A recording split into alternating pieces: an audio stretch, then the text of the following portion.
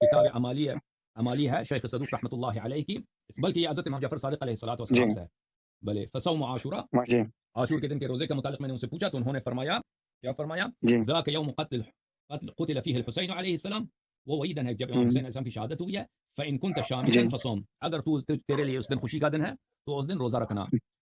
استغفر اللہ. کتاب فروع کافی امام رضا علیہ الصلوۃ والسلام نے فرمایا بھلے من صامه كان حظه من صيام ذلك اليوم حظ ابن مرجان وآل زیاد، جو اس دن روزہ رکھے عاشور کے دن اس کا اتنا ہی ثواب ہوگا جتنا ثواب عبید اللہ ابن مرجانہ اور آل زیاد کا ہے. بھلے ٹھیک ہے نا، اس سے شدید منع ہے. اور ہمارے پاس حدیث ہے کہ میثم تمار امیر المؤمنین علیہ السلام سے روایت کرتے ہیں، اس کتاب میں کتاب عمالیہ صدوق میں، کہ وہ لوگ یہ سب حدیث امیر المؤمنین علیہ السلام نے فرمایا کہ میرے بیٹا کا قتل ہوگا عاشور کے دن، اور جماعت مخالفین حدیث گڑیں گے، حدیث بنائیں گے کہ یہ دن جو ہے برکت کا دن ہے، کہ حضرت آدم علیہ السلام کا توبہ قبول ہوا، نوح علیہ السلام کی کشتی جو ہے کنارے پہ لگی ہے.